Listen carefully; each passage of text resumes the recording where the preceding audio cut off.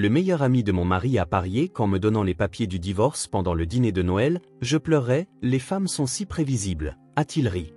J'ai signé immédiatement, puis je leur ai tendu un cadeau emballé. Leurs visages se sont figés en l'ouvrant. Avant de commencer l'histoire, n'oubliez pas de laisser un like et de vous abonner à la chaîne pour voir plus d'histoires comme celle-ci. Le meilleur ami de mon mari a parié avec lui que je pleurerais lorsqu'on me présenterait les papiers du divorce au dîner de Noël. Les femmes sont si prévisibles, a-t-il dit en riant. J'ai signé immédiatement, puis je leur ai tendu un cadeau emballé. Leurs visages se sont décomposés en l'ouvrant. Tu crois qu'elle va pleurer en les lisant ? A ricané son meilleur ami depuis le salon. Il n'avait pas réalisé que j'étais dans le couloir, un plateau de boisson à la main, les pieds glacés, le souffle coupé, le pouls battant à tout rompre dans mes oreilles. La voix de Brandon a suivi, légère et suffisante, elle va s'effondrer. C'est toujours comme ça avec les femmes. C'était 5 jours avant Noël. Avant d'aller plus loin, merci d'être là. Si vous pensez qu'aucune femme ne devrait jamais se sentir impuissante dans sa propre maison, abonnez-vous. C'est gratuit et cela nous aide à toucher d'autres personnes qui ont besoin de force, pas de silence. Maintenant, continuons. Mais cette histoire n'a pas commencé là, pas vraiment. L'effritement avait commencé bien avant qu'il ne parît sur mes larmes. Ça a commencé par des rires, toujours des rires. Tu sais que je pourrais te quitter demain, n'est-ce pas ? Plaisantait Brandon lors de dîner, les yeux pétillants d'une fausse affection en me frottant l'épaule. Tout le monde riait. Moi aussi. Mais à l'intérieur, quelque chose se ratatinait, se resserrant comme un nœud derrière mes côtes. Les gens ne voyaient pas le poids de ces mots, ni leur fréquence, ni la facilité avec laquelle ils sortaient. Ils ne remarquaient pas que j'avais arrêté de porter ma robe rouge après qu'ils se soient moqués. Tu ne te forces pas un peu, là ? Ou comment j'avais commencé à analyser son ton avant de parler en public, priant pour que ma phrase ne se transforme pas en un monologue sur mes défauts. Il ne criait jamais, ne levait jamais la main. Brandon était plus malin que ça. Ces mots étaient des lames trempées dans le miel. Ne me mets pas dans l'embarras devant mon patron. Tu sais que tu as de la chance que je sois encore là. Franchement, que ferais-tu sans moi ? Chaque commentaire arrivait avec un grand sourire, un petit rire, le tintement de son verre de whisky. Je lui souriais en retour. J'avais appris à sourire. Au début, je le défendais auprès de mes amis. Il est juste sarcastique, ai-je dit à Jenny, ma meilleure amie d'enfance, après qu'elle ait surpris une de ses remarques lors d'un barbecue. Il ne le pense pas comme ça. Elle n'avait pas l'air convaincue. Il n'a pas besoin de le penser. On dirait que tu es en train de t'effacer. Peut-être que c'était le cas. J'ai arrêté de publier sur les réseaux sociaux. J'ai commencé à manquer les réunions du club de lecture. Les appels de ma sœur restaient de plus en plus souvent sans réponse. Mon monde s'était rétréci, centré sur les humeurs de Brandon, ses rythmes, ses limites. Il aimait le contrôle, un contrôle subtil. Quand ma mère venait nous rendre visite, il s'assurait de me rappeler à voix haute à quel point j'avais laissé la cuisine en désordre. Quand j'oubliais de récupérer le pressing, il marmonnait, inutile. Juste assez fort pour que je l'entende, juste assez bas pour pouvoir le nier. Pourtant, je me convainquais que c'était ça, le mariage. Peut-être pas un conte de fées, mais la stabilité, la longévité. Au moins, il ne me trompait pas. Au moins, il n'était pas violent. Au moins. Puis il y a eu le gala. Nous en étions à notre 2e coupe de champagne lors d'une collecte de fonds de son entreprise quand il s'est tourné vers moi, les yeux vitreux d'alcool et de mépris. « Tu es comme toutes les autres », a-t-il marmonné alors que le PDG passait à côté de nous. Toujours à en vouloir plus, toujours collante, dépendante. Ma bouche est devenue sèche, mon visage s'est raidi sous la bouffée de honte familière. Je n'ai pas demandé ce qui avait déclenché ça. Je le faisais rarement maintenant. En rentrant, il a claqué la porte et s'est dirigé directement vers le bar. Je l'ai suivi à pas mesurés, lui ai versé un autre verre et le lui ai tendu avec un sourire que j'avais pratiqué à la perfection. Tu sais, ai-je dit doucement, on devrait peut-être signer quelque chose, juste au cas où. Tu plaisantes toujours sur le fait de partir, pourquoi ne pas le rendre officiel ? Il a éclaté de rire, un rire profond et insouciant. Tu penses vraiment que j'ai besoin d'un contrat de mariage pour protéger mes gains de football fantasy ? Il a griffonné son nom sur une serviette en papier à côté de lui. Tiens, fais-le notarier si tu as si peur. Puis il s'est écroulé sur le canapé. Au matin, il avait oublié cette serviette. Mais pas moi. Je l'ai fait notarier dans les 24 heures. Jenny m'a aidé. Elle n'a pas posé de questions, m'a juste regardé avec une compréhension silencieuse et m'a tendu un stylo. J'ai plié ce document et l'ai glissé dans une enveloppe ignifugée, rangée au fond d'un classeur sous un dossier intitulé « Reçus fiscaux 2020 ».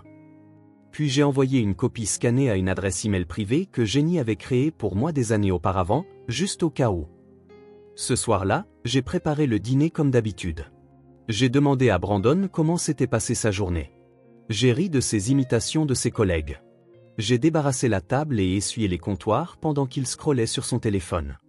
Il n'a pas remarqué la façon dont j'avais commencé à le regarder, non pas avec peur, non pas avec colère, mais avec calcul. Au cours des semaines suivantes, quelque chose a changé en moi. Pas de manière visible, ni spectaculaire. Mais j'ai commencé à tenir un journal. Pas le joli carnet avec des citations sur la couverture, mais un simple cahier à spirale que je glissais sous mon côté du matelas. J'y notais ses commentaires, ses humeurs, la date à laquelle il était rentré à 1h15 du matin, empestant le parfum et la tequila. Je ne planifiais encore rien, pas consciemment. Mais ce soir-là, à la fête de lancement de la nouvelle année de son entreprise, quand il a dit à une foule de nouvelles recrues, le passe-temps de ma femme, c'est de trop dépenser, je n'ai pas pleuré. Je me suis excusé pour aller aux toilettes, j'ai regardé mon reflet et j'ai pensé, il me croit douce, fragile. Il n'avait pas tort. Je l'avais été. Mais j'apprenais. Quelques mois plus tard, en pliant le linge, j'ai trouvé un reçu dans son jean. 2 verres de vin, une chambre d'hôtel chère et des fraises du service en chambre, datées de la Saint-Valentin. Nous l'avions passé séparément. Il avait prétendu être en déplacement pour le travail. Je ne l'ai pas confronté. Je l'ai scanné, stocké, consigné. C'est devenu un rituel silencieux, un schéma privé. Des preuves, pas des émotions. Un soir, au dîner, il a dit, si on se sépare un jour, tu reviendras en rampant. Tu ne sais même pas réparer le Wi-Fi sans moi. J'ai hoché la tête, lui ai versé un autre verre de vin et j'ai dit, c'est vrai. Je ne le croyais plus. Il y a un type de silence particulier qui grandit dans les foyers comme le nôtre. Ce n'est pas paisible. C'est tendu, comme un fil tiré à travers trop de mailles, prêt à casser. Chaque pièce résonnait de conversations que nous n'avions jamais eues. Chaque sourire que j'affichais était accompagné d'une nausée. Puis, une nuit, je me suis réveillé d'un cauchemar, sa voix dans mon rêve faisant écho, « Tu n'auras rien ». Je me suis assise en sueur, le cœur battant, et quelque chose en moi a murmuré, « Ce n'est plus vrai ». J'avais le document, les chronologies, et j'avais du temps. C'est cette nuit-là que j'ai arrêté de faire semblant. À partir de ce moment, je n'étais plus sa femme, j'étais son ombre. Polie, parfaite, observant, préparant. La blague qu'il pensait inoffensive, la serviette qu'il pensait être un caprice d'ivrogne, c'était ma fondation. Je ne savais pas quand, je ne savais pas comment, mais je savais qu'un jour il recourrait à la même vieille tactique de pouvoir, et je serais prête. J'étais dans le bureau de Jenny, la lumière fluorescente bourdonnant faiblement au-dessus de nous, éclairant les contours nets d'une vérité que je n'étais pas prête à dire à voix haute. Elle fixait le document que je lui avais tendu, celui que Brandon avait signé en état d'ivresse, sans le lire, sans savoir. « Il a fait ça volontairement ?» demanda-t-elle, les sourcils haussés. J'ai hoché la tête en silence.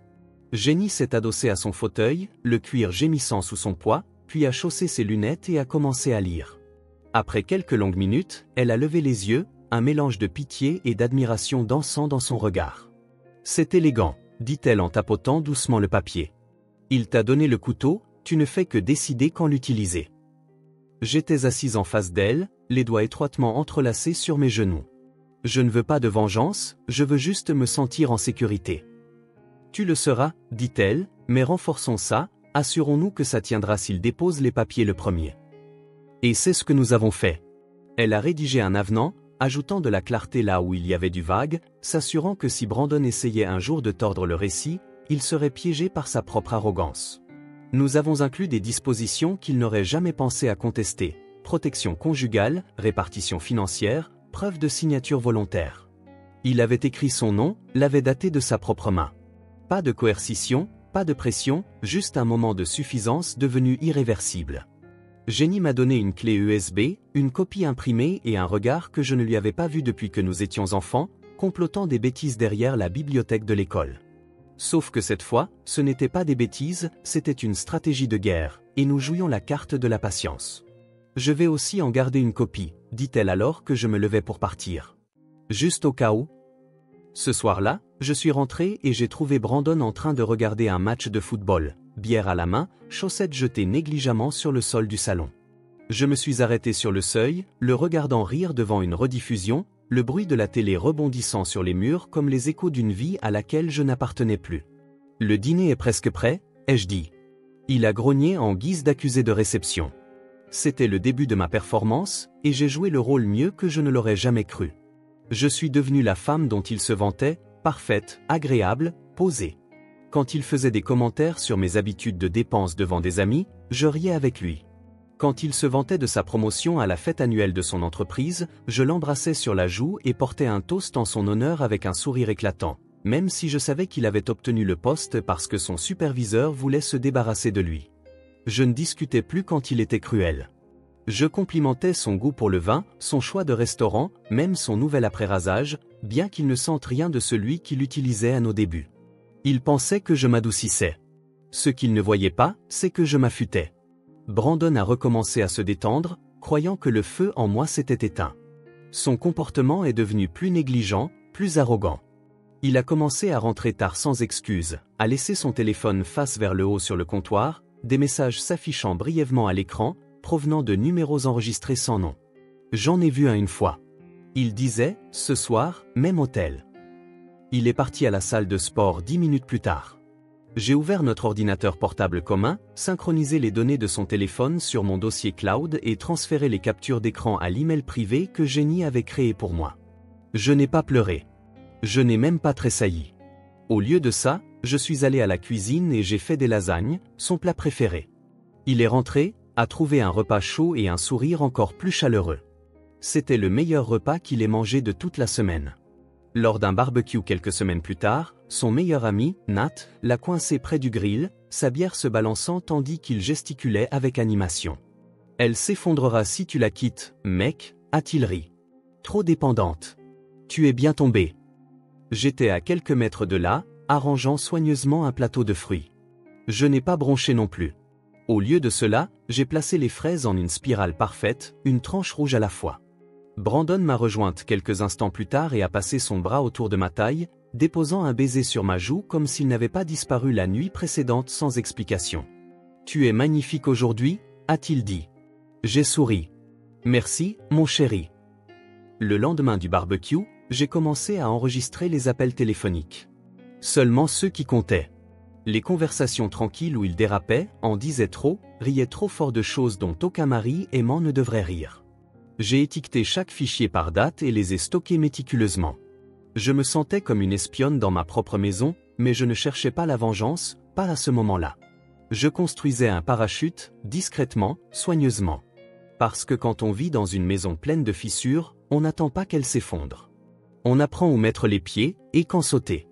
J'ai même acheté un agenda et j'ai commencé à marquer les jours avec de petits symboles. Une croix pour ses retours tardifs, une étoile pour les dépenses suspectes, un point pour les mensonges que je pouvais prouver. Pour n'importe qui d'autre, cela ressemblait à des listes de courses et des plans de repas. Pour moi, c'était une carte. Finalement, j'ai cessé de réagir. Je suis devenu un miroir. Il ne voyait en moi que ce qu'il voulait voir, une femme qui avait cessé de résister, qui s'était rapetissée pour s'insérer parfaitement dans l'espace étroit qu'il avait creusé pour elle. Et donc, il est devenu audacieux. Il a commencé à laisser de l'argent liquide traîner, de gros retraits qu'il n'expliquait jamais. Il partait en voyage d'affaires avec des bagages pleins d'eau de Cologne et de chemises repassées qu'il n'utilisait jamais pour les appels Zoom. Un jour, j'ai trouvé du rouge à lèvres sur un reçu. La teinte s'appelait « Tentatrice rouge ». Je n'ai pas été offensé. J'ai pris une note. La confirmation finale est arrivée 2 semaines avant Noël. Brandon avait bu quelques verres et s'était endormi sur le canapé avec son téléphone déverrouillé. J'ai jeté un coup d'œil alors qu'un fil de discussion s'illuminait. Elle ne se doute de rien. Je dépose les papiers à Noël. Je veux être aux premières loges. Était joint un emoji qui rit et un GIF d'une femme sanglotant dans un mouchoir. Mes doigts n'ont pas tremblé. Mon estomac ne s'est pas noué. J'ai lu le message 2 fois, l'ai capturé et l'ai envoyé par email. Puis je l'ai supprimé de la conversation. Cette nuit-là, allongé à côté de lui, j'ai fixé le plafond en pensant aux bougies, aux canneberges et à la dinde découpée. Noël. Il planifiait ma chute comme un tour de passe-passe. Il pensait que j'allais craquer, mais j'avais déjà choisi la date, les témoins, le décor. Il n'était pas le seul à avoir préparé une performance. car il avait oublié quelque chose de crucial. Quand on tend un couteau à quelqu'un, on n'a pas le droit d'être surpris quand cette personne apprend à s'en servir. La table de Noël brillait comme dans un magazine. Parfaite, soignée, faussement chaleureuse. Une guirlande scintillante encadrait les fenêtres, des bougies vacillaient dans des photophores en verre, et la dinde rôtie luisait sous le couteau de Brandon alors qu'il souriait comme le fier patriarche qu'il était. Il portait le pull que je lui avais acheté l'année dernière, bordeaux avec de petits rennes cousus sur la poitrine. L'ironie, moi habillant l'homme qui complotait ma perte, ne m'échappait pas. Ma sœur, Beth, faisait circuler son fameux vin chaud épicé, les joues rouges de chaleur et d'alcool. Les parents de Brandon discutaient de leur projet de retraite. Tout le monde avait l'air si content, si inconscient. Je me déplaçais parmi eux comme une hôtesse en pilote automatique, remplissant les verres, souriant avec mes dents mais pas avec mes yeux. Sous ma robe, mes jambes tremblaient, non pas de peur, mais d'anticipation. Mon cœur battait à un rythme régulier. Ce soir, ce soir, ce soir. Brandon a croisé mon regard une fois en découpant la dinde et m'a fait un clin d'œil. Il avait un air trop confiant, satisfait de lui, comme avant de conclure une vente. J'ai répondu à son sourire par un des miens, chaleureux et indéchiffrable. Laissons-le croire qu'il avait gagné. La meilleure dinde jusqu'à présent, dit son père en mâchant avec enthousiasme. Steph a perfectionné la recette, ajouta Brandon en posant le plat sur la table comme un trophée. Elle a eu beaucoup d'entraînement. C'est notre 7e Noël ? 8e, ai-je corrigé doucement en m'asseyant en face de lui. Il leva son verre. Eh bien, à 8 autres. Ou à tous ceux qui nous restent. Sa voix avait de nouveau cette inflexion cruelle, celle qui l'enrobait d'humour pour que ses pics restent désinvoltes, niables. Des rires s'élevèrent autour de la table. J'ai ri aussi, enlevant une miette inexistante de ma serviette. Alors que les assiettes se vidaient et que l'euphorie du vin s'installait dans la pièce, j'ai remarqué que le meilleur ami de Brandon, Nat, lui chuchotait quelque chose à l'oreille. Nat était déjà pompette, les yeux vitreux, le sourire en coin. Brandon a hoché la tête et s'est levé lentement, tapotant son verre avec un couteau à beurre. Très bien, dit-il en s'éclaircissant la gorge. Avant le dessert, j'ai un petit quelque chose pour ma charmante épouse. J'ai jeté un coup d'œil à Beth, qui m'a adressé un sourire de pur ravissement, s'attendant peut-être à un collier ou à un mot manuscrit. Brandon a sorti une enveloppe de son blazer et s'est approché avec la suffisance d'un homme qui croyait livrer un grand final. « Joyeux Noël, chérie », dit-il en la posant devant moi. Un petit rire s'échappa de Nat. Personne d'autre ne rit. L'enveloppe était déplacée, blanche, simple, sans ruban ni carte. Je l'ai regardée un moment avant de l'ouvrir calmement. Le silence se fit à table. Mes yeux ont parcouru la première ligne, demande de dissolution de mariage. Déjà signé, déjà déposé. Il avait même surligné une section en bas, comme un écolier montrant son travail. J'ai levé les yeux. Son sourire était large, expectatif. Alors j'ai souri en retour. Merci, ai-je dit doucement, presque gentiment. Une lueur de confusion traversa son visage. Nat s'agita, mal à l'aise, à côté de lui. J'ai sorti de ma pochette un élégant stylo argenté, je l'ai cliqué, j'ai signé les papiers d'un seul trait élégant, je l'ai daté, j'ai rebouché le stylo et je les lui ai rendu. C'est fait. Je sentais le regard de Beth sur moi, les yeux écarquillés. Brandon cligna des yeux, pris au dépourvu. C'est tout, demanda-t-il, la voix trop désinvolte. C'est tout, ai-je répété en faisant glisser l'enveloppe vers lui. Puis, sans perdre un instant, j'ai attrapé une boîte dorée sous la table et l'ai posée juste entre son assiette et son égo. « Qu'est-ce que c'est » demanda-t-il. « Ton vrai cadeau » ai-je dit. Il a hésité, puis a déchiré l'emballage, révélant un dossier en cuir. Il l'a ouvert, et au moment où il a lu la première ligne, la couleur a quitté son visage. Ses lèvres bougeaient en silence un instant, lisant, relisant. Daté, notarié, irrévocable. Le contrat de mariage dont il avait ri, signé avec la même main qui s'agrippait maintenant au bord de la table. « Qu'est-ce que c'est que ça » demanda Nat en se penchant. Brandon ne répondit pas, alors je l'ai fait. C'est l'accord que Brandon a signé il y a près d'1 an. Il a été mis à jour, renforcé et déposé. Mais j'ai déposé les papiers en premier, dit Brandon, comme si cela annulait la réalité. Ce qui le rend juridiquement contraignant selon tes propres termes, ai-je répondu avec un sourire calme. Chaque actif, chaque clause. C'est toi qui me l'as donné. La bouche de Nat s'entr'ouvrit légèrement. Mon Dieu! Ça va, mec? Demanda le mari de Beth de l'autre côté de la table. Brandon ne répondit pas. Ses yeux étaient toujours rivés sur le document, les mêmes yeux qui autrefois scrutaient les feuilles de calcul et les contrats à la recherche d'incohérences, mais qui avaient manqué cette clause flagrante dans sa propre vie. Et puis, j'ai de nouveau fouillé dans mon sac. Une dernière chose, ai-je dit. J'ai posé une petite enveloppe carrée sur la table, plus fine que la première. Il la fixa comme si elle pouvait exploser. Il l'ouvrit lentement, les sourcils froncés. À l'intérieur se trouvait une échographie. Brandon la regarda, puis me regarda. « Je suis enceinte, ai-je dit, ma voix égale. De 8 semaines aujourd'hui. » Son expression se fissura, juste un peu. Ses yeux balayèrent la table. Pendant un instant fugace, il sourit, presque involontairement. Mais ce sourire se fana dès que son cerveau rattrapa son ego. Contrat de mariage, grossesse, actif, garde. La pièce semblait basculer, le poids de tout ce qu'il pensait contrôler s'abattant sur lui comme une dalle de pierre. « Tu as planifié ça, dit-il enfin, la voix à peine plus qu'un murmure. J'ai croisé son regard, stable et froid. Tu as parié que je pleurais. Tu as ri, tu m'as qualifié de prévisible. Alors non, Brandon. Je n'ai rien planifié. Je me suis préparé. » Le silence était épais, dense de ce genre de réalisation qui ne s'écrase pas mais qui s'insinue. J'ai pris une gorgée de mon vin. La douceur de la cannelle s'accrochait à mes lèvres. La mère de Brandon a légèrement reculé sa chaise, le visage cendré. Beth a doucement pris ma main sous la table, son pouce caressant la mienne en signe de solidarité silencieuse. Nat a essayé de parler, mais a fini par secouer la tête et détourner le regard. Brandon fixait le contrat de mariage comme s'il pouvait le réécrire par la seule force de sa volonté. Il ne le pouvait pas.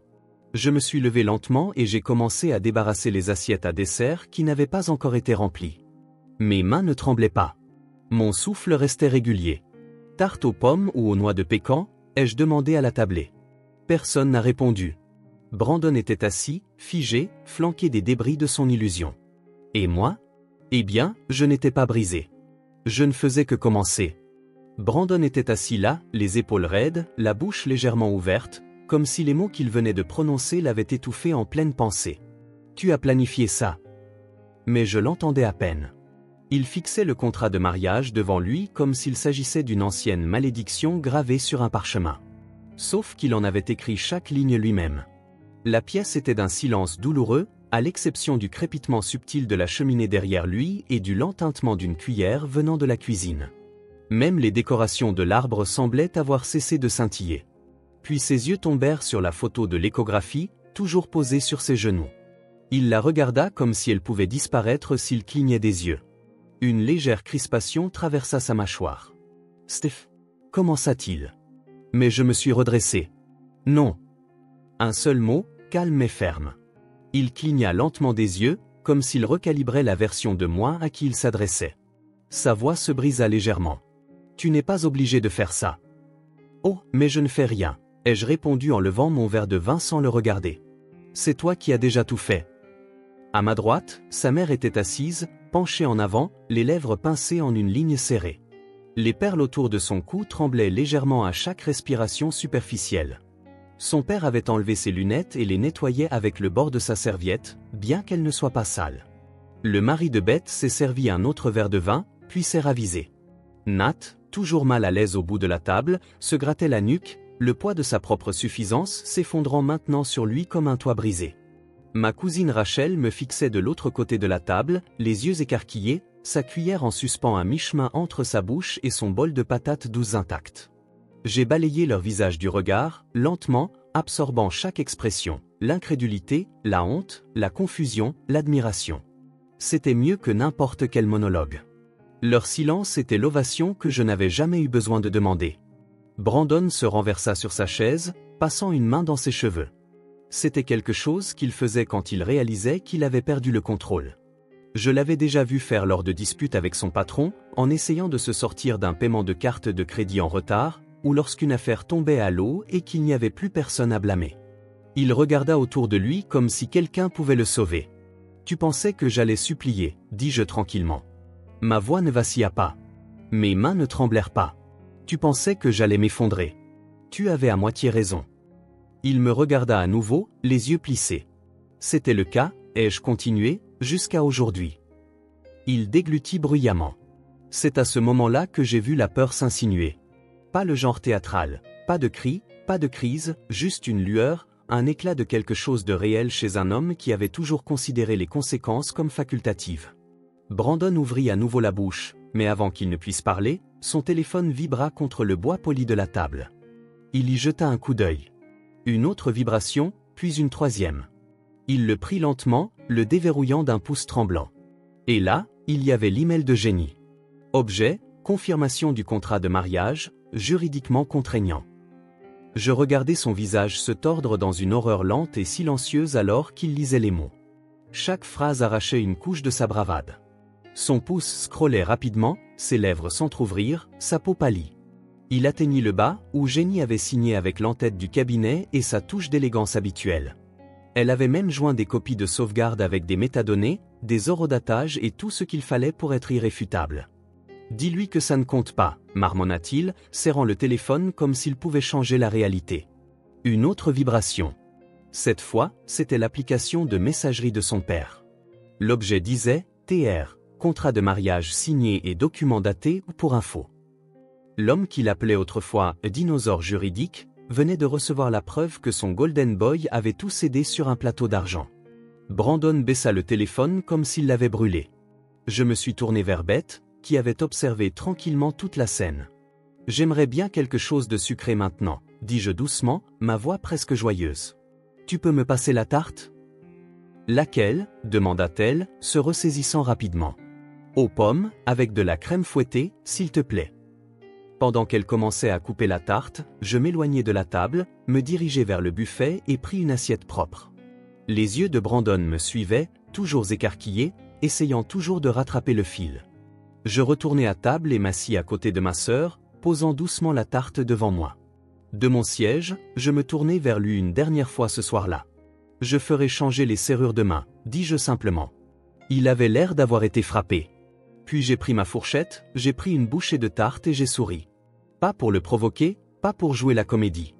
Juste parce que la cannelle était chaude, la croûte beurrée, et que le goût me rappelait quelque chose que j'avais oublié depuis longtemps, la paix. Brandon repoussa sa chaise, les pieds raclant le parquet. « Tu crois que tu as gagné ?» dit-il. Je n'ai pas répondu. Il ne méritait pas de réponse. Il sortit de la pièce en trombe, laissant le contrat de mariage, l'échographie et les restes de sa fierté sur la table à manger. Pendant quelques secondes, personne ne parla. Puis Beth expira brusquement à côté de moi. « J'ai toujours détesté ce pull », marmonna-t-elle. Un rire vacilla dans la pièce, doux, incertain au début, puis grandissant. Rachel rit nerveusement. Même la mère de Brandon gloussa faiblement, couvrant sa bouche d'une serviette, bien qu'elle détournât rapidement le regard. J'ai pris une autre bouchée de tarte et me suis penché vers Beth. « Joyeux Noël » ai-je murmuré. Elle posa brièvement sa tête contre mon épaule. Il n'y eut pas de feu d'artifice, pas de cris, pas de chaises renversées ni de vaisselle cassée. Juste un démantèlement silencieux du pouvoir, mesuré en regards, en documents et en une seule part de dessert. La dynamique de la pièce a changé cette nuit-là, non pas parce que je l'ai changée, mais parce que je l'ai reconquise. Beth est restée dormir cette nuit-là. Après que Brandon a claqué la porte derrière lui, elle m'a simplement regardé et a dit « Tu ne te réveilleras pas seul demain ». Elle n'a pas eu besoin d'en dire plus. Nous avons dormi dans la chambre d'amis, moi recroquevillé sur le côté, une main posée sur la douce courbe de mon ventre. Sa main a brièvement effleuré la mienne dans le noir, sans mots, chaleureuse. Je n'avais pas réalisé à quel point j'avais retenu mon souffle ces dernières années jusqu'à cette nuit, où j'ai enfin expiré. C'était comme le souffle de quelqu'un d'autre, de quelqu'un que je ne reconnaissais pas. Au matin, Brandon était parti. Pas de mots, pas d'appel, juste le silence. Je suis descendu et j'ai trouvé la cafetière froide, la porte d'entrée verrouillée de l'intérieur et ses clés manquantes au crochet. Je me suis préparé le petit déjeuner pour la première fois depuis des semaines sans avoir à douter du tintement de ma fourchette ou du bruit du grille-pain. À 9 h du matin, j'avais le serrurier au téléphone. Urgence ou changement standard ? Standard, ai-je dit, puis j'ai fait une pause. Mais faites vite. Il est venu cet après-midi-là, un homme silencieux aux yeux bienveillants qui n'a pas posé de questions quand je lui ai tendu les anciennes clés de Brandon et que j'ai dit « Assurez-vous qu'aucune de celles-ci ne fonctionne plus ». Quand il est parti, je me tenais dans l'entrée avec une nouvelle clé à la main et j'ai réalisé que c'était la première chose que je possédais seul depuis des années. Pas la maison elle-même, pas encore, mais le sentiment, la certitude. Ce soir-là, j'ai emménagé dans la chambre principale. Elle sentait encore son eau de Cologne, de vagues traces de quelque chose de cher et de froid. J'ai ouvert toutes les fenêtres, laissé le vent de décembre parcourir l'espace, j'ai enlevé les draps et les ai mis dans des sacs poubelles. J'ai trouvé une vieille boîte de bougies au bois de santal dans le placard, celle que j'aimais avant qu'il ne dise qu'elle lui donnait mal à la tête. J'en ai allumé 3, les ai posées sur la commode et j'ai regardé la lumière danser sur les murs, comme si elle dansait juste pour moi. Le lendemain, son courrier a commencé à arriver avec des tampons rouges sur les enveloppes. Dernier avis, en souffrance, action immédiate requise. Je les ai empilés soigneusement sur une table d'appoint près de la porte. Je n'en ai transféré aucun. Jenny a appelé ce soir-là, sa voix pratiquement bouillonnante. « Tu ne vas pas le croire, dit-elle. »« Enfin si, tu vas le croire. » L'avocat de Brandon a appelé ce matin. Son visage a dû être pris sel quand il a réalisé ce que tu gardais au chaud. J'ai souri au téléphone, blotti dans ma couverture. « C'est officiel ? » Il a perdu 70% du jour au lendemain, a-t-elle répondu. Et avec un bébé en route ? Elle marqua une pause pour l'effet dramatique, il va devoir signer un chèque si gros qu'il aura besoin d'un échéancier. Mon sourire s'est élargi.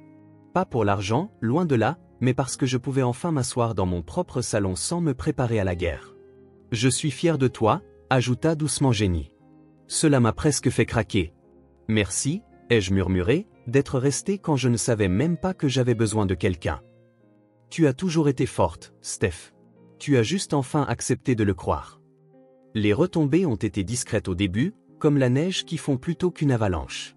Certains amis se sont désabonnés de mes réseaux, certains ont choisi leur camp.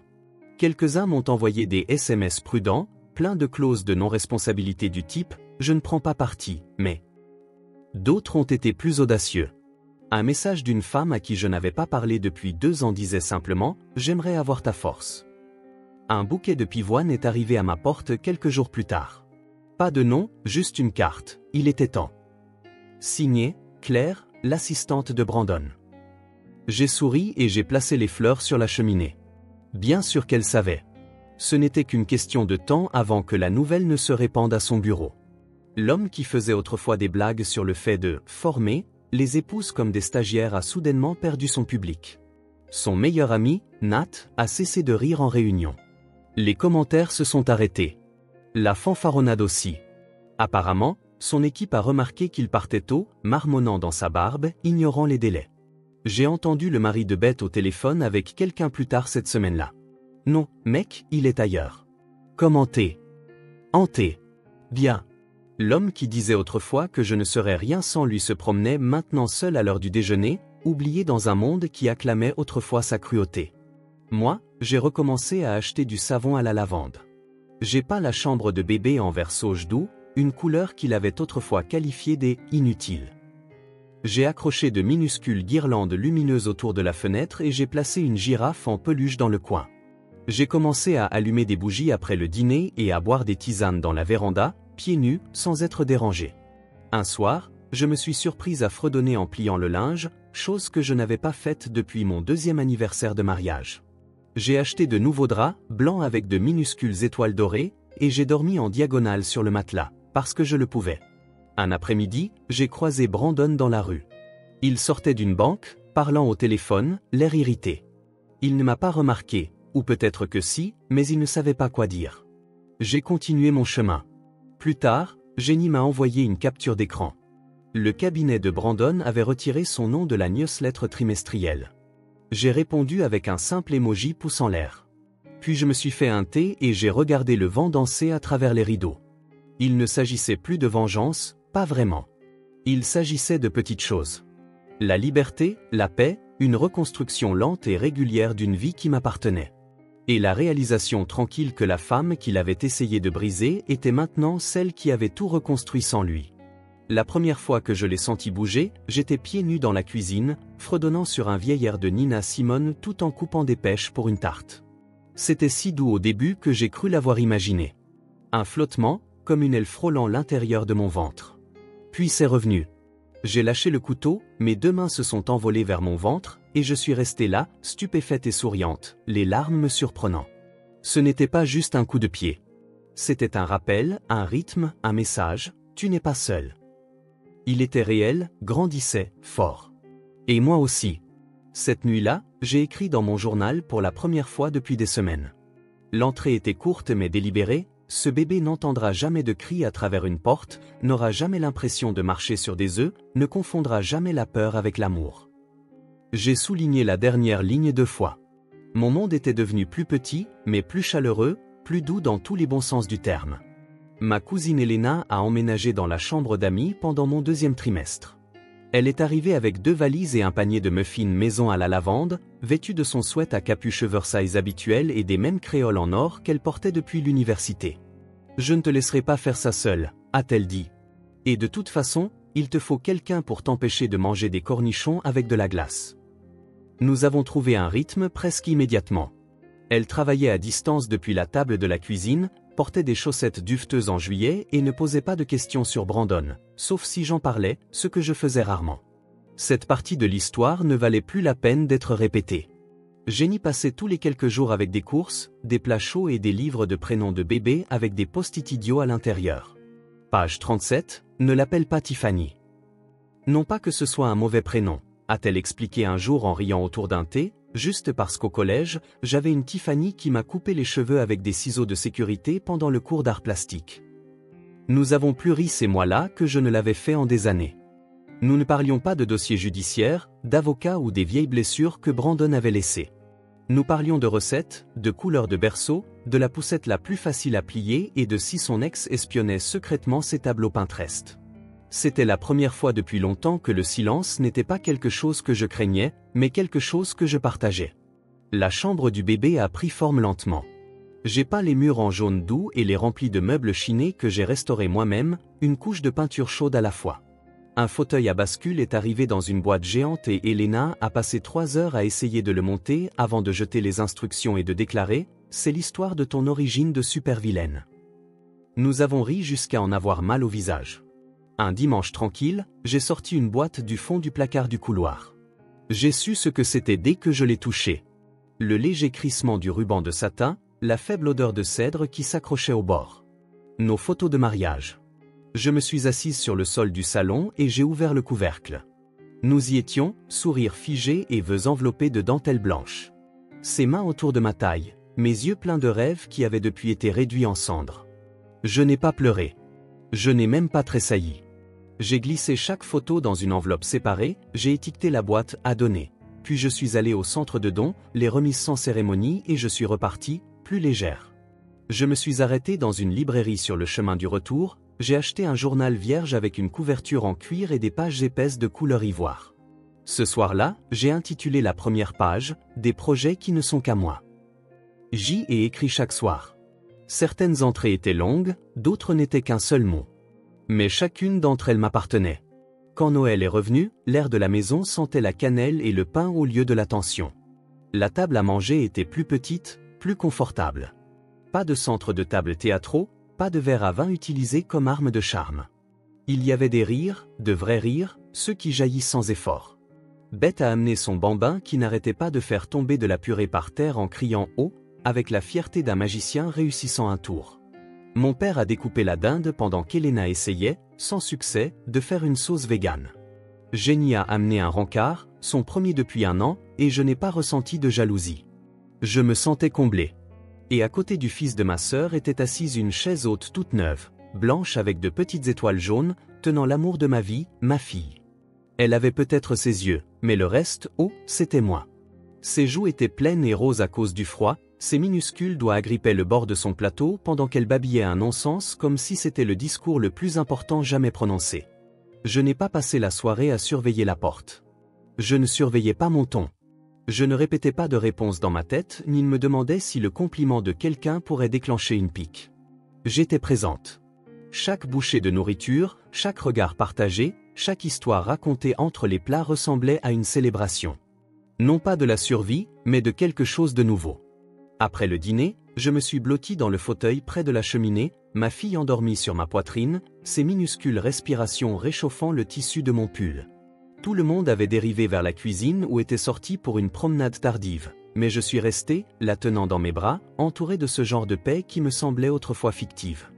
J'ai pris une gorgée de mon chocolat chaud et lui ai murmuré doucement, Il disait que je ne serais rien sans lui. Elle a légèrement bougé, ses doigts se recroquevillant. Je lui ai embrassé le front et j'ai souri. Il s'avère, ai-je murmuré, que je suis tout sans lui. Si cette histoire de pouvoir calme et de timing parfait vous a donné des frissons, cliquez sur le bouton « J'aime » dès maintenant. Ma partie préférée a été quand elle a fait glisser cette boîte dorée sur la table. Quel a été votre moment préféré? Dites-le moi dans les commentaires ci-dessous. Pour plus d'histoires de force, de vengeance intelligente et de justice émotionnelle, abonnez-vous et activez la cloche de notification pour ne jamais manquer un instant.